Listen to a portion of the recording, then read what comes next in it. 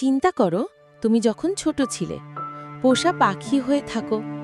স্বপ্ন ছিল একটা সুন্দর ঘর বানানোর, থাকবে শরীর শান্তি, খাবার পাবে নিজের পছন্দ মতো।